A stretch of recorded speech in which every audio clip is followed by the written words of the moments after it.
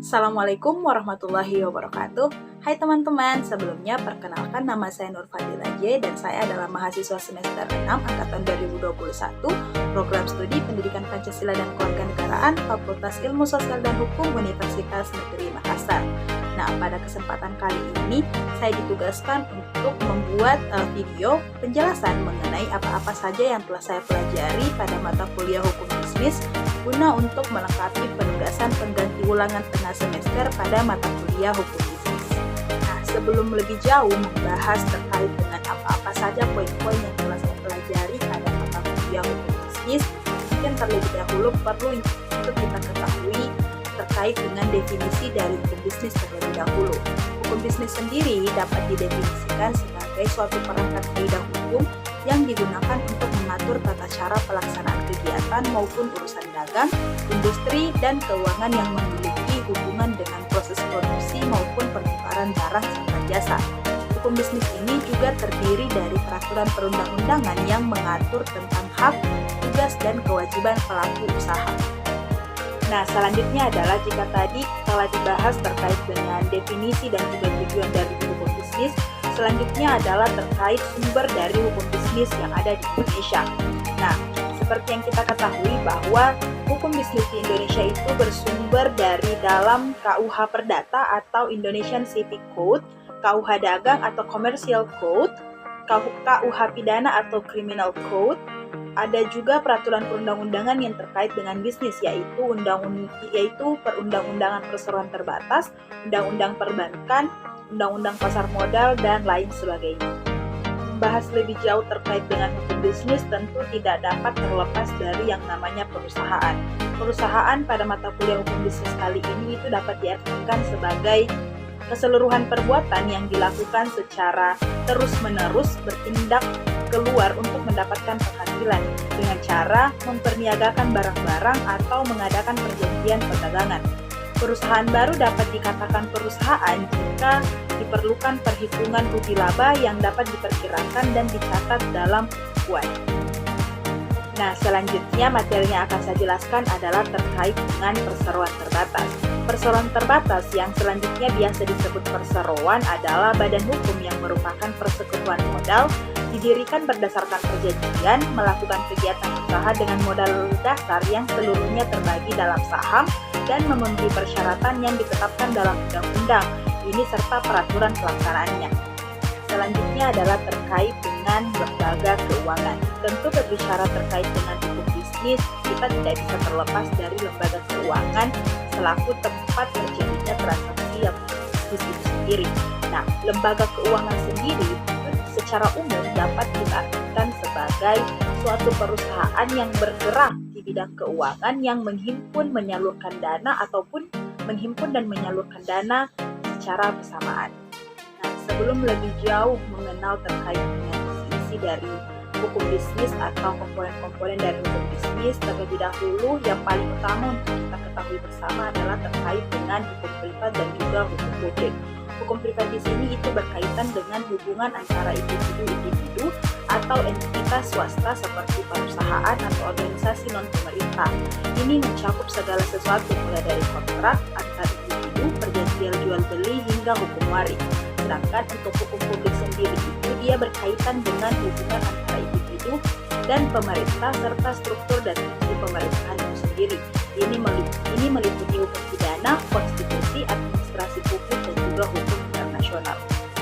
Nah, untuk hukum privat sendiri itu terdiri dari 4 bagian, yaitu hukum kontrak, hukum properti, hukum perdata, dan juga hukum bisnis.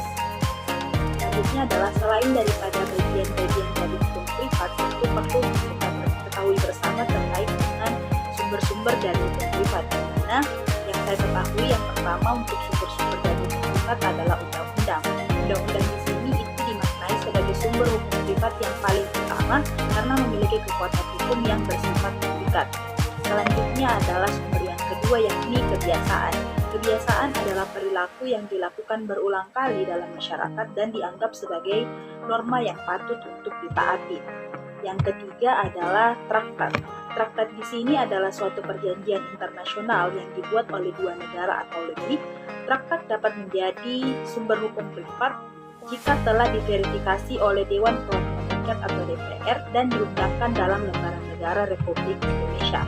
Yang keempat adalah jurisprudensi. Jurisprudensi adalah putusan pengadilan yang telah berkekuatan hukum atau bersifat tetap. Sumber yang terakhir adalah doktrin. Doktrin adalah pendapat para ahli hukum tentang suatu masalah hukum, sehingga ini juga bisa dikatakan sebagai salah satu sumber dari hukum privat.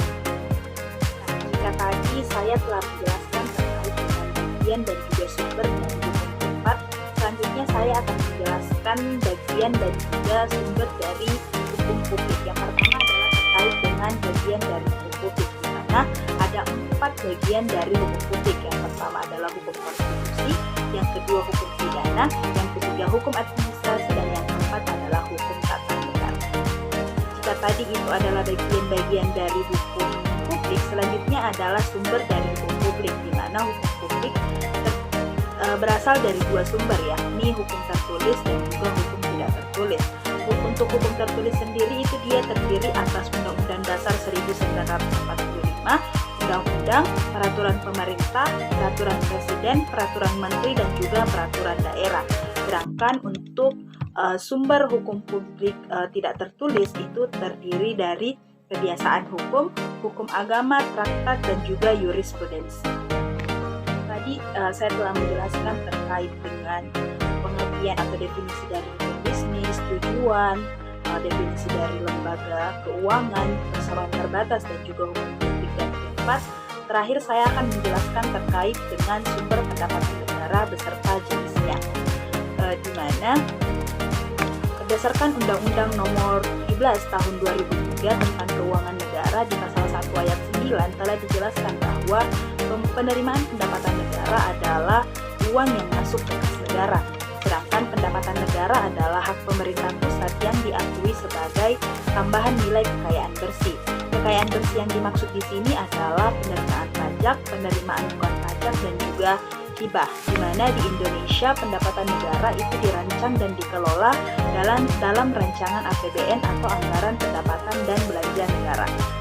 Nah, jika tadi saya telah menjelaskan terkait dengan definisi dari pendapatan negara, selanjutnya adalah terkait dari jenis sumber pendapatan negara, di mana berdasarkan Undang-Undang Nomor 17 Tahun 2003 tentang Keuangan Negara, sumber pendapatan negara terbagi menjadi 3 jenis. Yang pertama yaitu pajak. Di Indonesia sendiri, sumber pendapatan negara yang pertama itu berasal dari pajak. Jika dihitung dalam persentase, pajak menyumbang sekitar 80% dari total pendapatan negara. Pajak sendiri diartikan sebagai suatu pungutan yang dikenakan pada barang, jasa, atau aset tertentu dengan nilai manfaat. Di Indonesia terdapat 2 pihak yang berwenang untuk melakukan pungutan pajak, yakni pemerintah pusat dan juga daerah. Dalam hal ini, yang berwenang memungut pajak pusat adalah Direktorat Jenderal Pajak, sedangkan untuk pajak daerah adalah Dinas Pendapatan Daerah. Dalam praktiknya terdapat beberapa jenis pajak, diantaranya yang pertama adalah pendapatan PPh atau pajak penghasilan. Pajak penghasilan di sini adalah pajak yang dikenakan pada individu atau badan usaha atas penghasilan dalam 1 tahun pajak. Penghasilan tersebut adalah dapat berupa keuntungan usaha, gaji, honorarium, hadiah, dan lain sebagainya. Yang kedua adalah pendapatan PPN atau pajak pertambahan nilai. Pajak pertambahan nilai atau PPN adalah pungutan pada transaksi jual beli barang dan jasa oleh wajib pajak yang telah menjadi pengusaha kena pajak atau PKP. Selanjutnya adalah pendapatan cukai. Cukai adalah pungutan negara terhadap barang-barang tertentu yang memiliki sifat seperti di Undang-Undang Cukai. Objek cukai sangat beragam, contohnya seperti tembakau cerutu dan minuman keras. Selanjutnya adalah pendapatan bea masuk dan keluar. Berdasarkan Undang-Undang Kepabeanan, bea masuk adalah pungutan negara yang dikenakan terhadap barang-barang impor. Sedangkan bea keluar adalah pungutan negara yang dikenakan pada setiap barang ekspor. Selanjutnya adalah pendapatan PBB. Pendapatan PBB adalah pungutan wajib atau kepemilikan tanah dan bangunan. Beberapa contoh tanah terkena pajak diantaranya seperti sawah, tambang, kebun, dan juga pekarangan. Sedangkan untuk bangunan adalah mal, jalan tol, dan juga gedung bertingkat. Adapun beberapa contoh tanah dan bangunan yang tidak dikenai PBB adalah tempat ibadah, kuburan, dan juga hutan lindung. Dan yang terakhir adalah pendapatan pajak lainnya. Pajak ini berupa sumber pendapatan negara yang tidak termasuk dalam salah satu objek di atas dan memiliki persentase lebih kecil dibandingkan yang lainnya. Selain pajak, sumber pendapatan negara yang kedua adalah penerimaan negara bukan pajak atau PNBP. Seperti namanya, penerimaan negara bukan pajak merupakan pendapatan yang berasal dari objek non-pajak. Menurut Undang-Undang Nomor 9 Tahun 2018, PNBP adalah sumber pendapatan negara dari individu atau badan tertentu yang memperoleh manfaat langsung maupun tidak langsung atas pemanfaatan sumber daya. Adapun beberapa jenis pendapatan negara bukan pajak, yang pertama adalah pemanfaatan sumber daya alam. PSDA atau pemanfaatan sumber daya alam adalah sumber pendapatan negara dari pemanfaatan bumi, air, udara, ruang angkasa, dan kekayaan alam yang dimiliki oleh sebuah negara. Contohnya adalah minyak dan gas. Dalam hal ini, BUMN memiliki peran besar, yaitu sebagai salah satu pemasok PNBP yang didapatkan dari pembayaran dividen, pengelola ladang migas, serta pembayaran lisensi. Yang kedua adalah pendapatan kekayaan yang dipisahkan. Pendapatan kekayaan yang dipisahkan meliputi pengelolaan atas kekayaan negara dari APBN dan dijadikan sebagai penyertaan modal negara maupun perolehan lain yang sah. Contoh pendapatan kekayaan yang dipisahkan adalah laba pemerintah, hasil penjualan saham, sertifikat maupun dividen BUM dan obligasi. Yang ketiga adalah pendapatan Badan Layanan Umum atau BLU. Sumber pendapatan negara ini berbentuk penyediaan barang, jasa, dan pelayanan administratif yang menjadi salah satu tanggung jawab pemerintahan. Di Indonesia, pendapatan Badan Layanan Umum atau BLU adalah kereta api, pendidikan, kesehatan, dan juga pemberian hak paten. Yang keempat adalah pengelolaan barang milik negara. Pengelolaan barang milik negara adalah kegiatan penggunaan, pemanfaatan, dan pemindahtanganan seluruh barang yang akan dibeli maupun didapatkan atas beban APBN dari perolehan nilai yang sah. Yang kelima adalah pengelolaan dana. Ini adalah pengelolaan dana pemerintah baik dari APBN maupun pendapatan lain yang sah dengan tujuan tertentu. Contoh sumber pendapatan negara dari pengelolaan dana adalah penerimaan jasa giro dan anggaran sisa pembangunan. Dan yang terakhir adalah hak negara lainnya. Hak negara lainnya adalah sumber pendapatan negara PNBP selain beberapa kategori yang saya jelaskan sebelumnya. Contohnya adalah pembayaran denda dari pelanggaran yang dilakukan oleh masyarakat atau hasil lelang barang sitaan. Dan negara yang terakhir adalah hibah.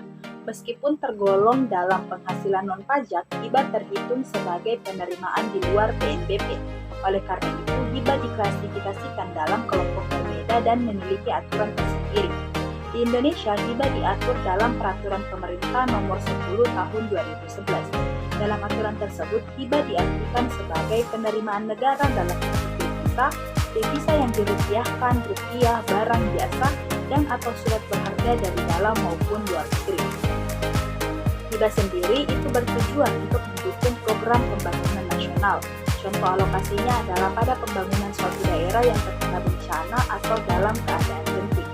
Dalam praktiknya sendiri, terdapat beberapa jenis hibah. Yang pertama adalah hibah terencana. Seperti namanya, hibah terencana merupakan mekanisme hibah yang direncanakan dan dicatat melalui daftar rencana kegiatan hibah atau DRKH. Yang kedua adalah hibah langsung. Hibah langsung adalah hibah tanpa melalui mekanisme perencanaan. Yang ketiga adalah hibah melalui KPPN. Hibah melalui KPPN adalah hibah yang penarikannya dilakukan di Bendahara Umum Negara atau BUN atau Kantor Pelayanan Pembendaharaan Negara atau KPPN. Yang keempat adalah hibah tanpa melalui KPPN. Seperti namanya, proses penarikan hibah jenis ini tidak dilaksanakan di BUN ataupun KPPN. Yang kelima adalah hibah dalam negeri. Ini adalah jenis hibah dari lembaga keuangan maupun non-keuangan dalam negeri, pemerintah daerah, perusahaan, atau orang asing yang melakukan kegiatan atau berdomisili di Indonesia. Yang keenam adalah hibah luar negeri. Hibah luar negeri bersumber dari negara asing, lembaga perserikatan bangsa-bangsa atau PBB, lembaga internasional, lembaga keuangan asing atau lembaga lainnya. Selain itu, hibah luar negeri bisa didapatkan dari perusahaan atau orang Indonesia yang berdomisili dan melakukan kegiatan di luar negeri. Dan yang terakhir adalah hibah daerah. Seperti namanya, hibah daerah merupakan pengalihan hak dari pemerintah atau pihak lain kepada pemerintah daerah yang secara spesifik telah ditetapkan kegunaannya dan dilakukan melalui perjanjian. Nah, teman-teman, itulah tadi sedikit penjelasan saya terkait dengan apa-apa yang telah saya pelajari pada mata kuliah untuk bisnis. Kurang dan lebihnya mohon dimaafkan dan terima kasih telah menonton. Assalamualaikum warahmatullahi wabarakatuh.